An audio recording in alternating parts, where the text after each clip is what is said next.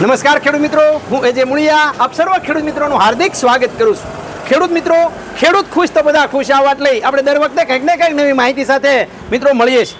મિત્રો, ચોમાસું સિઝનની એ શરૂઆત જે છે એ થઈ રહી છે અને આ ચોમાસું સિઝનની અંદર પાયાની અંદર જે છે એ ખેડૂત મિત્રો જે એના દ્વારા જેને કહેવાય કે જેને દેશી ખાતર મળતું નથી, દેશી ખાતર જે છે એ ગોતવા છતાં જે છે એ મળતું નથી, ત્યારે દેશી ખાતરના વિકલ્પ તરીકે મિત્રો આપણે ખેડૂતોને ભલામણ કરતા હોય કે આપણે જે છે એ સેન્દ્રીય પદાર્થ જે છે જમીનની અંદર જવો જોઈએ.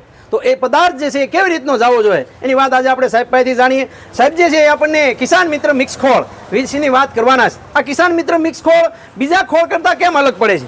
આ ખોળની અંદર એમાં કયા પોષક તત્વો એમણે એડ કર્યા છે કે જે ખેડૂત મિત્રો માટે ફાયદો થશે? સાહેબ પાસેથી જાણીએ. સાહેબ, આપનો પરિચય અને ત્યારબાદ આ કિસાન મિત્ર મિક્સ ખોળ એ ખેડૂતોએ શા માટે વાપરવું જોઈએ એની વાત કરો. જી, કિસાન મિત્ર મિક્સ ખોળ આપણે આણંદ વાસદ આપણો જે મેન્યુફેક્ચરિંગ પ્લાન્ટ છે પોતાનો જ છે. અને કિસાન મિત્ર મિક્સ ખોળ છે એમાં 10 પ્રકારની વસ્તુ એડ કરેલી છે કે ભાઈ એરંડીનો ખોળ છે, લીંબોડીનો ખોળ છે, માઇકોરાજા છે, ફૂગનાશક બેક્ટેરિયા આવેલા છે, ટ્રાઇકોડર્મા, સુડોમોનાસ, સ્પેસિલોન બધા. ત્યારબાદ એમાં એક વધારે એડિટિંગ આપણે જે કરેલું છે કે ખાસ કરીને કુદરતી બેક્ટેરિયા જે કે એનપીકેના બેક્ટેરિયા જે જમીનમાં ઓલરેડી ફોસ્ફરસને બધું પડ્યું છે તો એમાં ફોસ્ફરસનું સોલ્યુબલાઇઝ કેવી રીતે આપણે કરી શકાય.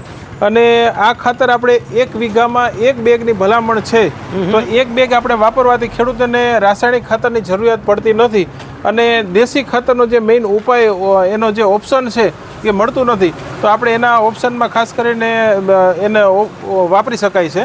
અને કિસાન મિત્ર રાસાયણિક ખાતર વગર પણ આપણે સારામાં સારું ઉત્પાદન કેમ લેવું એ આપણે કરી શકાય છે.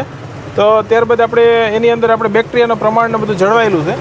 1 એકરે 2 બેગ નાખી શકાય, 1 એકરે 1 પણ નાખી શકાય છે. બરાબર. હવે આ ખેડૂત મિત્રો જે છે આ મિક્સ ખોળ જે છે એની વાત જે છે આપણે કરવામાં આવી. તો આ મિક્સ ખોળ નું પ્રમાણની વાત આપણે કરી કે 1 એકરની અંદર અથવા તો 1 વીઘાની અંદર 1 બેગ જે છે એનો ઉપયોગ કરી શકાય.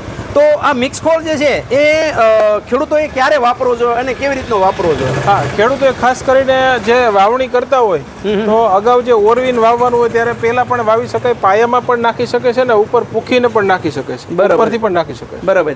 અને ખેડૂત મિત્રોને જે છે એ આ મિક્સ ખોળ કેવી રીતનો મળશે, ક્યાંથી મળે અને કેવી રીતના જે છે એ ખેડૂતો સુધી પહોંચશે? એમને આપણે ગુજરાતના દરેક તાલુકા દીઠ ડીલરશીપ આપણે આપેલી છે અને એમને ટ્રાન્સપોર્ટ દ્વારા પણ આપણે પહોંચાડી શકીએ જ્યાં આપણે ડીલરની સુવિધા ન હોય ત્યાં. બરાબર. અને આપણે ડીલર દ્વારા જ આપણે બધી જગ્યાએ ખેડૂતોને પહોંચાડીએ છીએ. બરાબર, સહેલાઈથી પહોંચાડીએ. આપનો હેલ્પલાઇન નંબર આપો જેથી કરીને અમારા ખેડૂતો આપનો સંપર્ક સાધી શકે. મારો નંબર છે 8200986589. ફરીવાર 8200986589.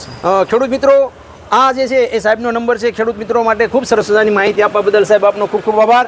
ખેડૂત મિત્રો, ખેડૂત ખુશ તો બધા ખુશ. આભાર.